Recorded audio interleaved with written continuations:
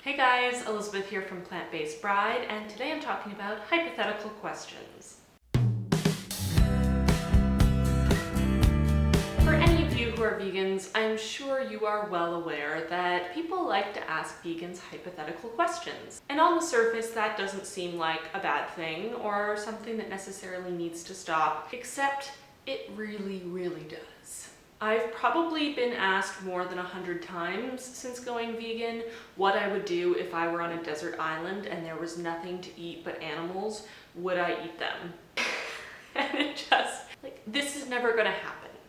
And I appreciate that you're curious or whatever it is. I don't think you necessarily have a malicious intent behind asking me this question, but it kind of feels like you're trying to make me say that there is a circumstance where I would not be a vegan and therefore prove that I'm not a real vegan, or that vegans are just like everybody else, or I'm not really sure. Now, my first response to this is usually, how am I on a desert island in the first place? Second of all, how am I on a desert island where there are animals but there are no plants? What do the animals live off of? Are all of the animals carnivorous? Do they eat each other?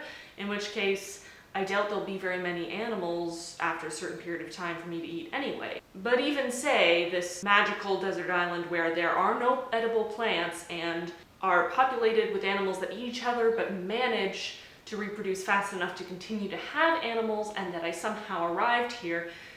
Imagine all of these things were happening. Would I eat the animals? Maybe I will eat an animal if the difference is death, but I'm also not going to be holding the animal captive for its entire life, mutilating it and torturing it, only to kill it in a horrible way and eat it and continue to do that process. It's not exactly the same as the world we live in, but I think just as likely I wouldn't eat the animal. Because to be honest, I don't see animals as food. To me, that scenario is me on an island with other individuals and there is nothing to eat. Not me on an island with living, breathing food sources that happen to be of animal origin rather than plant origin. But that's neither here nor there. My point with this video is hypothetical questions in certain circumstances can be helpful. But when you're using them to try to invalidate someone else's beliefs or morals, or trying to push someone else down or make fun of them, maybe we should step back and think about what we're saying before we say it. This is me asking all of you out there to try your best not to ask vegans hypothetical questions, but rather ask them real life questions. Questions that you actually want the answer to. Maybe get into a real discussion, ask them real things, talk to them about why you're not vegan and what your views on the topic are. You know, there's a chance you're going to talk to someone who won't want to have that kind of open discourse with you. Just like if you want to speak to someone of a different religion, maybe they wouldn't want to talk to you about the differences and the similarities and why you have different opinions. Not being open to a debate or a discussion with someone who has a different viewpoint from you is not a vegan trait, it's a human trait that some of us share and some of us don't. And for a lot of us, it depends on the circumstance, it depends on the day, it depends on how we're being approached and how we feel.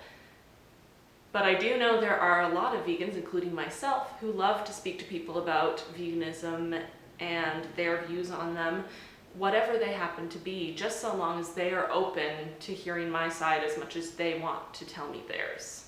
So that's the video for today. I hope you guys enjoyed it. Please let me know in the comments below the most irritating or outrageous or repetitive hypothetical question you've ever been asked. I love to read them, and I'll talk to you guys really soon. Bye. Don't forget to check out my blog, plantbasedbride.com. Like this video and subscribe if you haven't already. Make sure to follow me on social media, especially on Instagram, because I love Instagram. And if you really like what I'm doing and want to help me keep going, please consider supporting me on Patreon. You can donate as little as $1 a month and help keep this going.